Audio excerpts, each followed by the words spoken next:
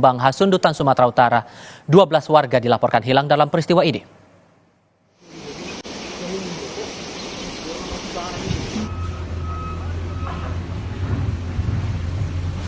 Banjir bandang dan longsor menerjang permukiman warga di Desa Simangulampe, Kabupaten Humbang Hasundutan, pinggiran Danau Toba pada Jumat malam.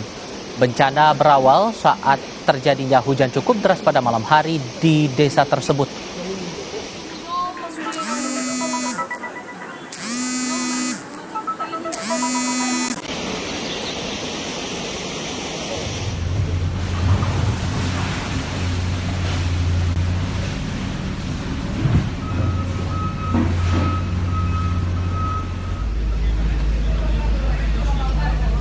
Data sementara dari Basarnas Danau Toba dan pemerintah Kabupaten Humbahas mencatat 12 orang dikabarkan hilang. Para korban ini diantaranya 4 karyawan hotel diduga tertimbun batu-batu yang ukurannya besar. Material bebatuan yang besar itu berasal dari perbukitan di atas permukiman warga yang terbawa banjir bandang dan longsor.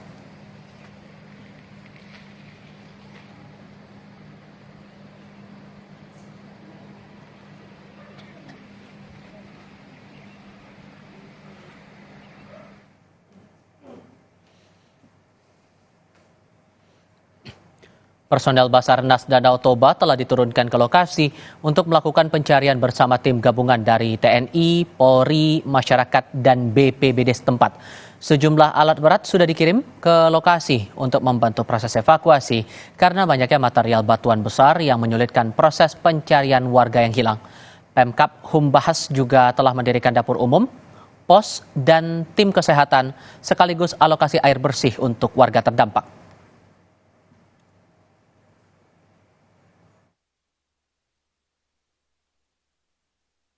Ini dari mana nih Bang datangnya? Kalau boleh tahu. Dari sana Pak. Dari sana ya? Oh, Bukit sana. Jadi sejauh ini ada berapa rumah yang terdampak longsoran?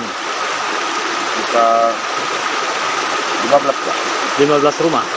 Terus yang kemudian apakah ada korban yang hilang atau yang meninggal seperti itu? Ada Pak. Ada ya? Ada berapa orang? Kalau itu belum tahu Pak, entah berapa orang. Belum tahu ya? Lebih lanjut, sehubungan pencarian 12 korban longsor di Humbahas, Sumatera Utara ini kita tanyakan langsung kepada Koordinator Pos SAR Danau Toba Hisar Turnip. Pak Hisar, selamat sore Pak. Selamat sore. Ya, terima kasih sudah mau bergabung bersama kami. Boleh cerita lebih banyak Pak soal proses pencarian 12 korban ini, apakah sudah ada yang berhasil ditemukan? Ya, sampai pada saat ini proses pencarian oleh tim SAR gabungan masih terus berlangsung.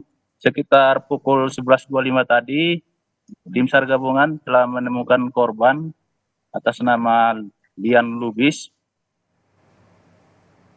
karyawan salah satu hotel yang berada di mes pada saat terjadi.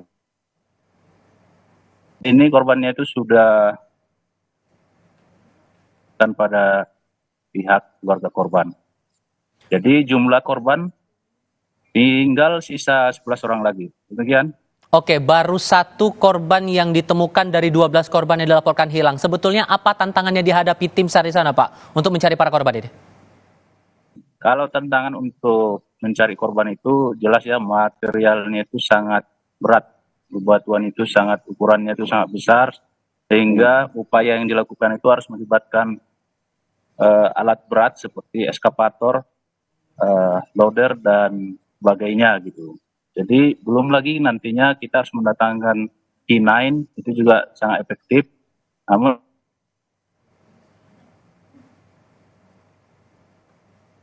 Pak Hisar, kami coba perbaiki komunikasi kami dengan Koordinator Pos SAR Danau Toba Hisar Turnip. Tadi sudah sempat dijelaskan dari total 12 korban hilang sampai dengan saat ini baru 1 korban yang berhasil ditemukan dan masih dilakukan pencarian untuk 11 korban lainnya. Pak Hisar, masih bisa mendengar suara saya Pak?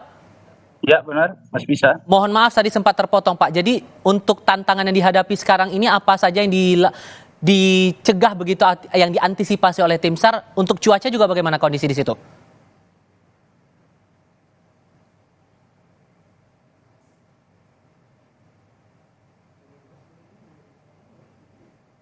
Baik, kami coba perbaiki kembali komunikasi kami. Tentu ini menjadi tantangan tersendiri juga untuk tim liputan kami berada di sana, ditambah dengan kondisi pasca banjir bandang dan longsor, termasuk juga yang visual yang Anda lihat saat ini, imbasnya cukup masif begitu, ditambah dengan data sampai dengan saat ini yang terakhir kali dilaporkan oleh Koordinator Pos SAR Danau Toba Hisar Turdip tadi, baru 1 dari 12 korban hilang yang berhasil ditemukan, ditambah dengan catatan terakhir yang kami terima dari tim liputan kami, ada 15 rumah yang roboh akibat bencana di Kabupaten Humbahas, Sumatera Utara ini. Tim SAR juga masih terus berupaya untuk menerjunkan tim gabungannya, tadi tidak hanya dari tim SAR saja, namun juga dibantu oleh Satuan TNI Polri, dan juga pemerintah kabupaten setempat juga ikut membantu, tak hanya dengan menerjunkan personel untuk pencarian para korban, namun juga ada bantuan-bantuan yang telah diberikan juga kepada para korban terdampak bencana ini.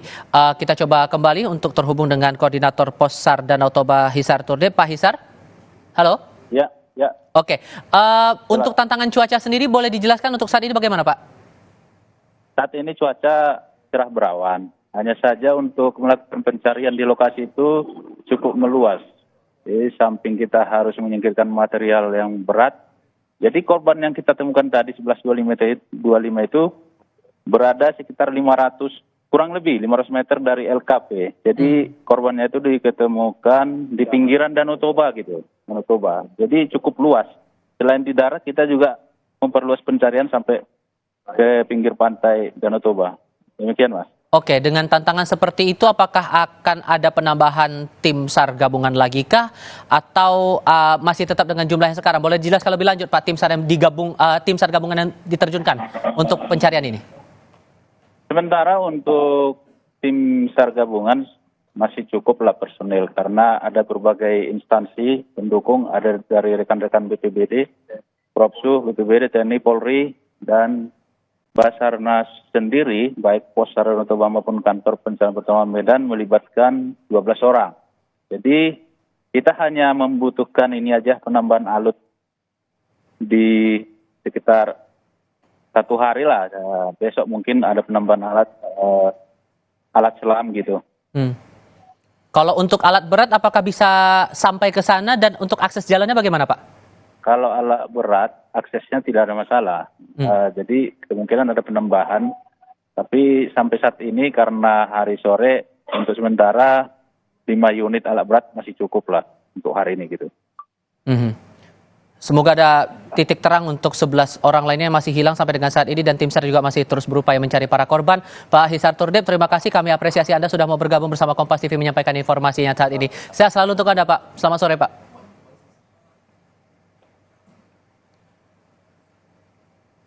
Laporan berikutnya hadir sesaat lagi. Polisi di